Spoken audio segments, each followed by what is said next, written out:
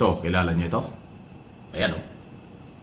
Bulakenyo, na Senador Joel Villanueva.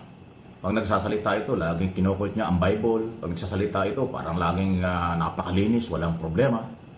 Walang pananagutan sa batas. Ayan o. Ang aking, kaya ko pinapakita ito. Ayan o. Ayan o. Ayan. Para makilala niyo mabuti. Ayan o. Ayan, nakatagilid. Ayan, di ba? Parang kailangan makilala natin ito. Mga senador na dapat kagalang-galang eh. Di ba? Pero ito yung balita sa kanya ngayon. Matindi pala ito. O, ayan o. Ayan o. Ano ba kung magsalita o? Ayan o. Ayan o. Ayan o. Kala mo malinis na malinis yung mamang ito eh. Ayan o. So walang personalan, issue lang. Kaya ako pinakikilala at pinakikita sa inyo para lalong sumikat at makilala. Alam niyo kung bakit? Ay dismissal for service na pala ito eh. Dinismiss na pala yan ng ombudsman noong 2016 pa. During Duterte administration. Ayon kay dating ombudsman Conchita Morales Carpio. Alam niyo kung bakit siya dinismiss ng ombudsman? Kasi sa kanyang pagkakasangkot sa PDAP scam. Alam niyo yung PDAP, yan po yung isa sa pinakamatinding korupsyon. Natandaan niyo yung Napoles, si Janet Napoles na kontrobersyal ng panahon ni Gloria Macapagal Arroyo. Di ba dyan pumutok ang issue ng Napoles dahil dun sa PDAP? Napakaraming senador, congressman. Kasama dyan si Villanueva pala at saka si Jingo Estrada.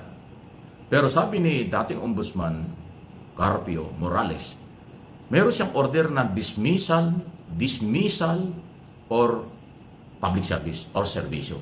Dapat wala na pala ito. Pero dahil sa koneksyon sa gobyerno at kung ano-ano pa, nalin lang tayo. Nanalo ulit. Lalo na yung mga bumuto. Ako, hindi ko binuto ito kahit na sa party list. Kung may buboto yan, ako, ang personal kong tingin dito. Nayayabangan na kasi ako rito eh. Hindi naman siya magaling. Nayayabangan ako, bakit ito siya iboboto? Hindi ko binoto yan kahit ng party list congressman at senador. Ay dami namang tingin ko mas magagaling na hindi mayabang. Ngayon ang tingin ko, personal ang tingin ko. Nayayabangan ako, hindi ako nagagalingan, kaya hindi ko siya binoto sa lahat ng eleksyon na kanyang pinagdaanan. Pero ayan, tama pala ako. Kaya pala siya dapat hindi iboto. Dinismiss na siya dahil sa graft in corruption sa PDAP scam. Pero hindi pa rin natanggal. Nandyan pa rin hanggang ngayon. Ngayon, nababanggit na naman dito sa flood control scam sa Bulacan. 600 million yung pinag-uusapang dinadamay ito ni Alcantara. Kung hindi man doon sa PDAP, ay doon, hindi man doon sa flood control, ay doon sa, ano ba yan, multipurpose na pinapagawa niya. Nag-request umano ng pondo. Ano yung multipurpose? Para yata sa GIL yan. Kasi alam mo naman yung mga Villanueva, yan ang haligi ng GIL, religious, pasintabi na. Okay, pero yun po yan eh. Ito na naman. Yan na naman. Ano bang meron tayo sa ating gobyerno? Ano bang meron sa ating mga batas? Bakit yung mga taong dapat pala wala na sa gobyerno, inananatili sa gobyerno? Ginagawa nilang palabigasan ng ating kabangbayan. Ginagawa nilang kasangkapan at sandigan ang posisyon sa gobyerno kahit naman pala talagang durog na ang pagkatao at kredibilidad bilang public servant. Public office is a public trust. So para pagtiwalaan ang opisina mo, dapat pinagkakatiwalaan din yung tao, yung opisyal ng gobyerno. Kasi nasa saligang batas yun. Paano pagkakatiwalaan? Sunod-sunod na. Ulitin ko dismissal na pala ang order ng ombudsman sa kanya noong 2016. Bakit hindi na-dismiss? Nananatiling nandyan pa rin at senador. At ngayon, sumabit na naman. Inuulit ko. So nako, heto nga po, hindi lang po ito ang unang pagkakataon na etong si Joel Villanueva ay nasangkot po sa korupsyon. Kaya nga, alam nyo sa totoo lang, yung sinasabi ni Sir Mike na ito'y Bulakenyo, alam nyo po, ako po'y Bulakenyo. Nanay ko po ay laking Bulacan, lola ko, lolo ko, lahat ay mga taga Bulacan at talagang ang roots po namin ay simula po Bulacan po talaga. Wala po kaming ibang probinsya. Ngayon, nakakalungkot dahil nga po ito nga si Joel Villanueva nung ito po yung naging senador, Kami po ng mga Bulakenyo ay pinagkakapitagan namin to. Talagang kumbaga isa to sa mga idol ng mga kabataan doon po sa sa Bulacan. Kaya lang dahil nga po sa hindi po magandang reputasyon ni Joel Villanueva bilang politiko, dahil nga po 2008 pa nasangkot na po ito sa PDAP scam.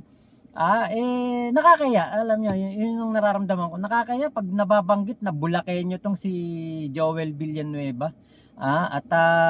Yung mga, kumbaga, nakakahiya. Yun lang pinakatamang salita. Nakakahiya na ikaw ay Bulakenyo dahil merong kurakot na Bulakenyo. Di ba nakakahiya yun? Natanong kasi ni Sir Mike diyan at dismissal na nga daw po ang inihatol dito kay Joel Villanueva ng noon ay ombudsman na si Conchita Carpio. Ombudsman Conchita Carpio Morales. Yun nga po yung malungkot na pangyayari dito. Dismissal na. Kumbaga ang ginawa po dito, inimbestigahan. Napatunayan po na ito ay nangurakot. So, ipinasa po sa Senado ang dismissal order o kumbaga yung napatunayan na inimbestigahan ng ombudsman na meron pong ginawang pangungurakot itong senador na ito. Alam niyo po ba na ito yung nakakatawa lang talaga Alam niyo po ba kung sino ang nagligtas o kumbaga umapela o hinarang ang desisyon ng ombudsman? Alam niyo ba kung sino? Si Senate Committee on Rules Chair Tito Soto. At ito po ay nangyari noong November 14, 2016. Yan po ang nangyari noon at ito po'y binalita ng ABS-CBN. Medyo matagal na tong balita. Ayan. Medyo matagal na tong balita. Villanueva on dismissal. Ayan, Villanueva on dismissal, nakakapanggalit. Nakapanggagalit at nakapanglulumo. Ayan, may litrato pa si Joel Villanueva kasama si Franklin Drilon. Mahaba kasi itong balita na ito, pero basahin ko na lang yung part na sinabi po dito, yung no jurisdiction. Ayan, basahin ko na lang Nakalagay dito, Villanueva's case was discussed by senators during the session with Senate Committee on Rules Chair Tito Soto, noting the ombudsman law having no jurisdiction over members of Congress. Senate Franklin Drilon also noted the jurisdiction issue but said the dismissal order of the ombudsman was premised on the supposed perpetual disqualification from office clause. In my mind, there are very strong arguments on the point of the House having the power to discipline its members. Senate President Coco Pimentel referred the dismissal issue to the Committee on Rules, which is expected to discuss the next steps to be taken the chamber. Yun po yung naging pahayag.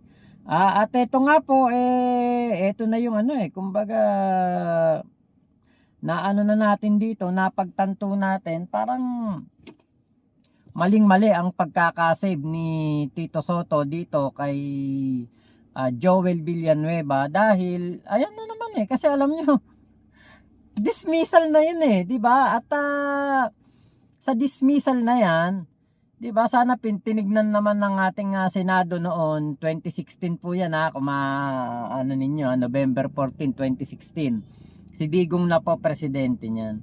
'Di ba dapat tinignan nila yung mga ebidensya na inilatag ng ombudsman kung bakit nila napagtanto na dapat nang i-dismiss sa pagkasenador etong si Joel Villanueva.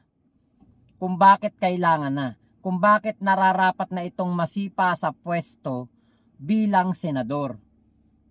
Kasi bukod dun sa perpetual, yung sinasabing yung perpetual na yun, hindi na pwedeng kumandidato, perpetual disqualification, di ba 2016 nanalo yan, tapos 2022 nanalo na naman, may disqualification na, perpetual disqualification na nga, dapat hindi na to pinapakandidato. Dapat dito tignan din ng COMELEC o ipasa ni Sec Boying etong issue na ito sa COMELEC para malaman natin, kasi baka kumandidato na naman to sa 2028, baka maubos lalo ang kaba ng bayan. 'Di ba? Maliwanag naman na sinasabi nga ni Henry Alcantara at ni Bryce Hernandez na talaga na mga nagdadala sila ng pera dito kay Joel Villanueva doon sa Joel is Lord sa Bukawi. 'Di ba? Kaya po alam nyo, ilang beses ko na po itong sinasabi. Basta po sinasabi ng isang tao, kapag nagpapaliwanag, kapag may kasalanan siya, tapos magba-Bible quote, magbe-verse, ganyan, Bible verse, lahat po yan ay ginagamit lamang ang ating Panginoon, ang Biblia, ang salita ng Panginoon, para po makalusot o para makapag-justify na sila ay sising-sisi sa kanilang nagawa o sila po ay inosente. Ilang beses na nating nakikita yan sa ibang mga mambabatas. Basta po ginamit ang mga kataga ng ating Panginoon, lahat po yan nagsisinungaling. At dinadaan po sa kumbaga kunwari mga banal-banalan pero mga banal na aso naman, santong kabayo. Kunwari mga relihiyoso, hindi makagawa ng kasalanan pero mga sinungaling, magnanakaw at nangungurakot sa kaba ng bayan. Kaya alam niyo po, hindi ko masisi si Tito Sen kung bakit inabsuelto niya ito o hindi niya ito kumbaga inintindi ang dismissal from service o from the government na napatunayan ng ombudsman na si Conchita Carpio Morales. Parang sinave ito ni Tito Soto kasi nga po si Joel Villanueva, kung titignan mo talaga parang santo, pero ang totoo santong kabayo. So nalinlang si Tito Soto. Nakakalungkot. Napakaraming mahihirap na tao. Madaling mahulit, madaling ipakulong pag malaking tao kahit may dismissal na. Alam niyo ang ombudsman, yan po'y makapangyarihan. Pwede silang magsuspende, pwede silang mag-dismiss na kahit na sinong government official. Kasi yung ombudsman, yan po yung dating tanod bayan. Independent po ang ombudsman. Kahit walang kumplenan, pwede silang mag-imbestiga. At kahit sino, kapag gusto nilang i-dismiss dahil may mga kaso at ebidensya, meron silang authority. Dismissal for service. Ganun ang kailang kapangyarihan. Si dating retired justice, actually senior retired justice, si Conchita Morales Carpio. Yan po yung nagdesisyon . So hindi basta ombudsman, retired justice yan. Meron siyang sapat na basihan. Pero pagkatapos, ilang taon na, 2016, halos magte-10 years na, wala pa rin nangyayari. Ano ba naman? Kaya itong investigasyon tungkol dito sa flood control program scam na ito, matagal-tagal po ito na pag-uusapan. Kahit pala mag-guilty na mga, kahit pala may order na, hindi po matanggal-tanggal. Ganyan pong kahina ang ating justice system. Kung gaano kabilis tayong samantalahin, abusuhin, pagnakawan ng mga korap government official. Gano'n naman 10-20 beses ang kabagal-bagal na pagbibigay ng hustisya. Nakakalungkot, nakakahiya. Ako sa susunod ng mga video, meron po akong tatalakayin. Trilyong piso na pala, trilyong business na pala ang nawala sa Pilipinas simula nang pumutok itong scam na ito ng flood control. Maraming mga company nawala ng tiwala. 1.7 trillion na yata kung di ako nagkakamali ang nawalang negosyo sa Pilipinas. Trillion na dahil dito sa scam na ito. Kaya dapat talaga may parusang bitay tayo kasi kung walang bibitayin, paulit-ulit ito, mas marami pang trilyon, mas marami pang mawawala sa Pilipinas. Ang problema, ayaw nilang gumawa ng batas ng ganon kasi sila po yung tatangaan. Hindi ko na alam kung bawal lang kung sabihin dito ako. Meron akong naiisip na solusyon eh. Kaya lang bawal ho sa social media. Nakakagalit na ho. Hindi na nakakatuwa. Sobra-sobra na po ang pambabastos, panlalamang, pang-aabuso ng mga corrupt politicians sa Pilipinas. Wala silang kahihiyan. Wala silang pakundangan. Talagang sobrang kapal na mukha. Kung magsalita sa harap ng telebisyon, sa social media, akala mo napakalinis. Pero saksakan pala ng kalokohang ginagawa. Pero buhay pa. Pero nakakakandidato pa. Pero nakakaroon pa rin ng mga posisyon at business sa gobyerno. Ganyan pong kahina ang ating pamahalaan. Hindi ko alam kung kailan ito mababago. Habang patuloy na naghihirap ang maraming Pilipino sa Luzon, Visayas, Mindanao, kasama na ang mga Pilipino sa abroad bilang OFW, nagsusumikap doon para mapaganda ang kailang pamilya at buhay ng pamilya, tuloy-tuloy naman po ang nakawan sa Pilipinas dahil napakahina ng justice system. Ulitin ko, hanggat walang mabigat na kaparusahan, patuloy tayong pagnanakawan ng mga corrupt government official, kasapahan ang pribadong sektor. Grabe. Yun nga po talaga ang katotohanan, hanggat wala pong napapakulong, hanggat wala pong napagbabayad, nasesentensyahan, at yun nga, yung parusa na nararapat para sa mga kurakot, hanggat hindi po na ibabalik dito yan sa atin, talagang hindi po matitigil ang korupsyon. At ito kasi ang nangyari nung panahon ni Digong, hindi po nilabanan ng korupsyon, bagkus sinamahan pa ni Digong ang mga kurakot, kinunsinte. Kaya namana ni PBBM ang sistema ng korupsyon.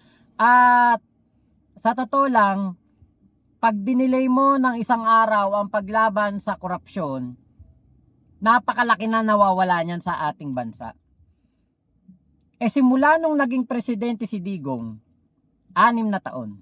Tapos 3 taon po ang naging panahon naman ni PBBM bago isiwalat etong mga kurakot na ito, bago malaman ang tindi ng korupsyon na nangyayari dito sa ating bansa. Talaga pong trilyon-trilyon ang mawawala sa atin. Kasi eto yun kaya pala hindi tayo makabangon, kaya pala ang tindi ng mga utang na ginawa ni Digong noong panahon ng kanyang termino, kasi baka dun sa 7 trilyon na inutang ni Digong, kalahati napunta sa korupsyon. Kasi alam niyo, sa totoo lang, yung laki ng inutang ni Digong na yon, sa totoo lang, dapat maunlad na bansa natin diba? Dapat na tayo, kumbaga nakaahon na tayo siguro sa hirap sa laki ng pera na yon. Imagine niyo po, 7 trilyon ang inutang ni Digong. Pero dahil nga po sa tinungangaan niya ang pagiging kuno'y matapang na presidente, kinakatakutan, pero ang totoo pala ay kasabwat ng mga kurakot, kasabwat ng mga illegalista, kasabwat ng mga drug lords. Ito ang nangyari. Matinding korupsyon ang nabisto ng ating Pangulong Bongbong Marcos. At kumbaga, yung ugat ng korupsyon na kung sana noon ay pinagpatuloy ni Digong ang paglaban sa korupsyon na ginawa nitong si Pinoy, na naipakulong ang mga nasa PDAP scam, katulad nitong sila Napoles, sila Jinggoy, si Revilla, di ba? Kung yan ay sinundan, yung pagpapakulong sa mga kurakot, at hindi pinalaya ni Digong ang mga kurakot, di sana hindi po nagkaroon ngayon ng issue ng mga kickbacks.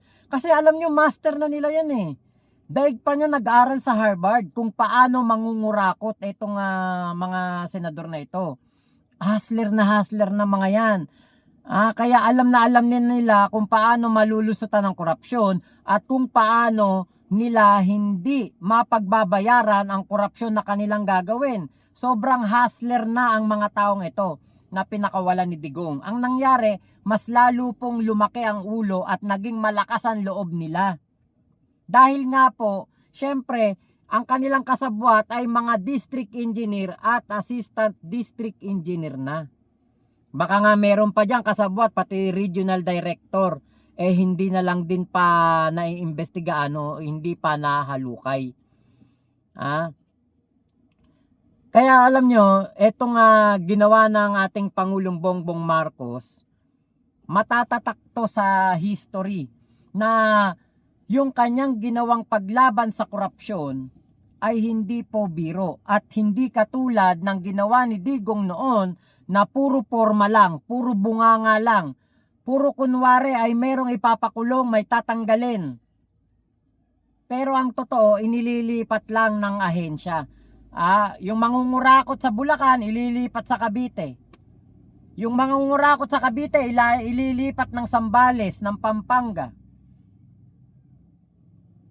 So wala pong natatapos na korupsyon. Kasi kahit na pag-rambul-rambulin mo yan, hahanap at hahanap yan ng paraan para po makakurakot. Kaya nga kita nyo, nung panahon ni Digong, di ba, na mayagpag ang mga tsekwa. Napakaraming tsekwa ang nakapasok dito sa ating bansa. Dahil nga po, magkano lang babayaran mo? Parang 300,000, all in na yan. Mayroong passport, mayroong birth certificate, may lisensya. Baka nga may national ID pa.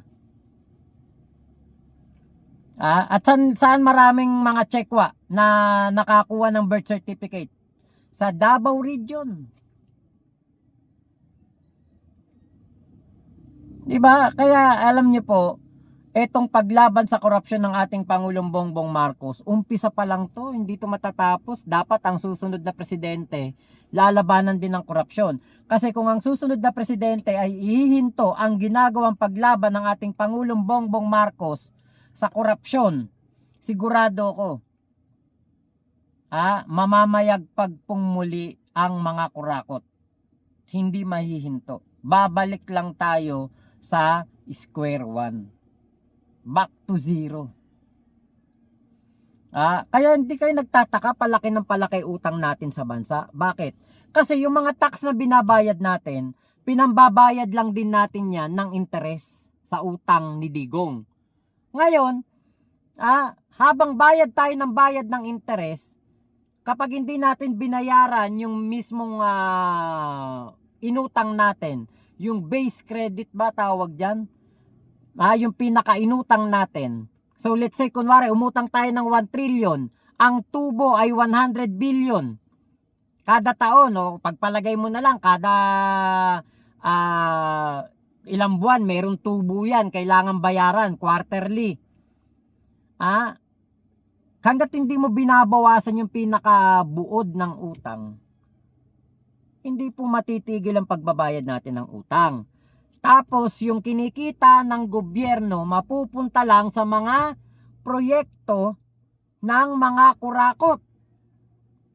Alam nyo, itong sinimulan ni PBBM na ito na laban ng korupsyon, aabutin pa po ito mga 20 years, 30 years bago po talagang malinis ang gobyerno. Bawat bayad natin ng utang, bawat bayad natin ng tax pambayad ng utang, meron pong porsyento niyan mapupunta pa rin sa korupsyon. Dahil nga po yung iba, malalakas ang loob. Nakatutok sila sa DPWH ngayon Hindi tayo masisilip. Nakaw lang tayo ng nakaw. Hanggat hindi tayo nasisilip. Kasi kapag nasilip na tayo, matutulad tayo kila Bryce Hernandez, kila Henry Alcantara, kila Curly Discaya. Kaya nakaw lang ng nakaw sila ngayon. Kaya dapat po, ang susunod talagang presidente, kakampi ng ating Pangulong Bongbong Marcos, magiging anti-corruption din. Kasi kapag ang sumunod na presidente, Duterte, sus ko po, Diyos ko, back to zero. Tapos magiging na naman ng gobyerno, tauhan na naman ng gobyerno si Harry Roque na hindi maipakita salin. Magiging tauhan na naman ng gobyerno ang mga tauhan ni Digong na walang ibang ginawa kung hindi magpalaki ng tiyan at magpakasarap sa buhay. Yun ngang Malacanang ginawang ginawang beer house ginawang club. Doon nagdadala ng mga babae si Kuya Nino Barsaga. Kaya alam nyo po, etong laban ni PBBM, umpisa pa lang to. Meron pang 3 taon na natitira sa termino si PBBM. Actually, wala na nga 3 taon Parang 2 years and 9 months na lang. Hindi po sapat yan. Marami pa pong buwan, taon ang dadaanan bago po talaga malinis ang gobyerno. Kaya sa 2028, dapat maging matalino tayo. Kung ayaw talaga natin sa korupsyon, ang ipanalo natin, kaalyado ng Pangulo, kaalyado ni PBBM, at anti-kurakot din. So, yun lamang po. Maraming salamat, Sir Mike Abe. Thank you po sa inyong video na aking reaksyonan.